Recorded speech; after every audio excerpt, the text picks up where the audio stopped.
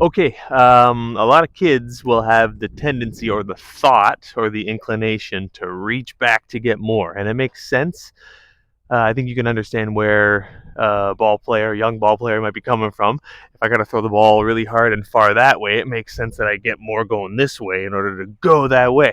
Doesn't really add up in terms of how the mechanics of the body works. The second a kid starts to tilt their spine back, usually that back leg collapses, the knee collapses inwards, the hips collapse forwards, and they lose their ability to properly rotate, and they lose their ability to properly carry their weight and time everything up so they can deliver the ball with a lot of force. So here's a good couple drills that you can get that kid, those kids, or your entire team to do to encourage them to stay in a good upright posture and to not reach back too far. And keep in mind, this is a pitching drill too. This is a throwing drill. This is a pitching drill. If you want to think of it as a pitching drill, generally a pitcher will not take the baseball out of their glove early or deep enough that it goes behind the rubber. If the rubber is right here and I'm standing on the rubber, the baseball should never go behind the rubber. So we can use the fence to kind of put some parameters on the kid to make sure they don't reach too far.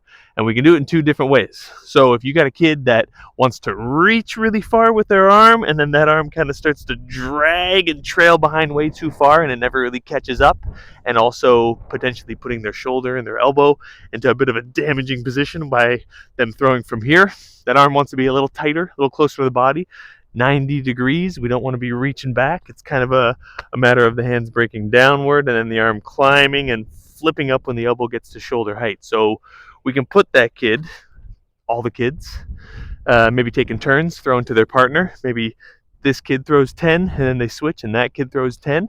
And what we're doing is we're putting their feet a little bit wide and we're putting them in a position where their arm is kind of able to slide up the wall. And when the elbow gets to shoulder height, the arm can flip up. So again, it can be a simple matter of doing a couple demos. Maybe we're simulating a situation where they already strided and landed, so their lead arm, elbow is already about shoulder height. Their trail arm is sliding up the wall, and when the elbow gets to shoulder height, it's flipping. So they can do a couple demos. Slide up and flip, slide up and flip, slide up and flip. And then what you can get them to do is start that slide up leading into the flip, and they just lift their foot off the ground a little bit so they gain a little bit of ground and then make their throw. So the whole thing can kind of look like this. Slide up, flip, slide up, flip, slide up, flip. And then maybe on the fourth one they throw. As they slide, their foot lifts, slide up, boom, make their throw. Keep in mind with this drill, sometimes the biggest mistake that a kid will make on that throw after the couple demos, what they'll do is they'll slide up, and as they make that move with their stride and their body starts to go forward, they'll actually sometimes keep their hand on the fence.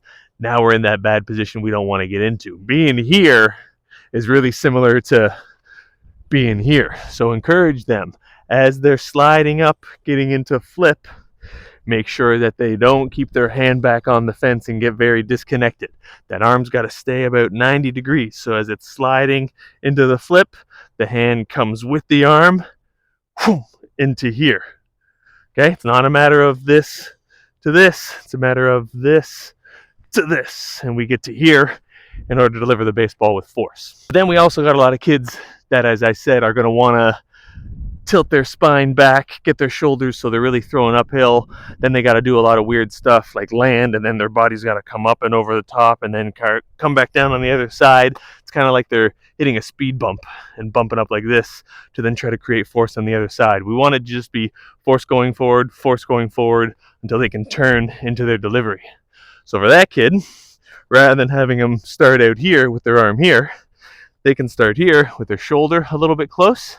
And as they want to lean back and reach back, they bump into the fence. The fence isn't going to let them move back there because, as I said, there's nothing back there. So we can kind of start from here, and there's nowhere to go back. There's nowhere to go back.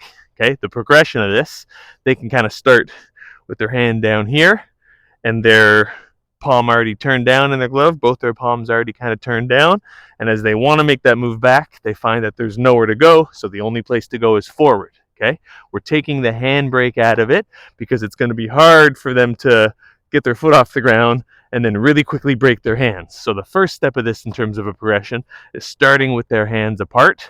Maybe glove is already a little bit out front. Elbow is getting ready to come up to shoulder height. Throwing arm is down here by their side.